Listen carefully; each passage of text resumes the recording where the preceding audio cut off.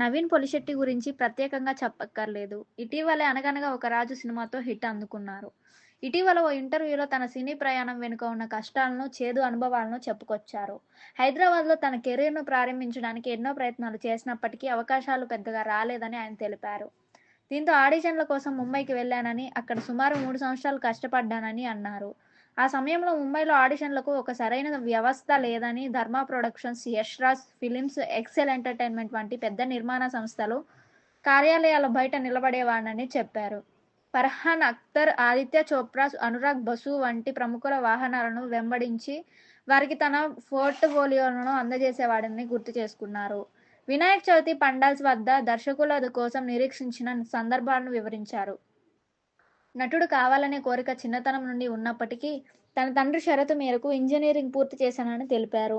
ఇంజినీరింగ్‌లో మంచి మార్కులు సాధించి ఆ తర్వాతే తన నటనా ప్రస్థానాన్ని కొనసాగించడానికి అనుమతి లభించిందని వివరించారు. అవకాశాల కోసం ఎదురు చూడటం మానేసి రైటింగ్ ఇంటర్న్‌గా చేరి యూట్యూబ్ ద్వారా సొంత అవకాశాలను సృష్టించుకోవడం ప్రారంభించారు. ఏఐబీ వంటి కంటెంట్ క్రియేషన్ గ్రూపులతో కలిసి పనిచేస్తూ యూట్యూబ్ షార్ట్ ఫిల్మ్‌లలో నటించి రచన చేస్తూ వాటిని వైరల్ చేయగలిగారు. ఇది తనకు ఒక స్పష్టమైన మార్గాన్ని చూపించిందని, ప్రొడ్యూసర్ల కోసం ఎదురు చూడకుండా తమ డెస్టినీని తామే రాసుకోవాలని అర్థమైందని నవీన్ పేర్కొన్నారు. యూట్యూబ్‌కు తన సహా కంటెంట్ క్రియేటర్లకు ఈ విజయం పట్ల కృతజ్ఞతలు తెలిపారు. వారెవరూ నమ్మనప్పుడు తనను నమ్మారని ఆయన గుర్తు చేసుకున్నారు.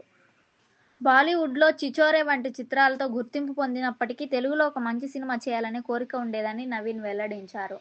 ఈ క్రమంలోనే దర్శకుడు స్వరూప్ ఆర్వి ఫేస్‌బుక్ ద్వారా తనను సంప్రదించారని, ఏజెంట్ సాయి శ్రీనివాస ఆత్రేయ కథను చెప్పారని తెలిపారు.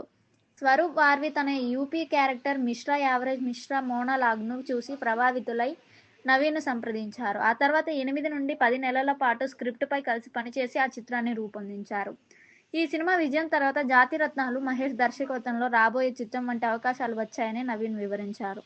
సినిమా పరిశ్రమ అనేది ఒక వ్యాపారమని, ఇక్కడ ఎమోషన్స్‌కు చోటు ఉండదని నవీన్ స్పష్టం చేశారు. తనది ఒక మధ్యతరగతి కుటుంబమని, తల్లి బ్యాంకు క్యాషియర్‌గా, తండ్రి సేల్స్‌మ్యాన్‌గా పనిచేసేవారని, తదనంతరం తండ్రి ఉద్యోగం కోల్పోయినప్పుడు కుటుంబ పరిస్థితులు అంతగా బాలేదని నవీన్ గుర్తు చేసుకున్నారు.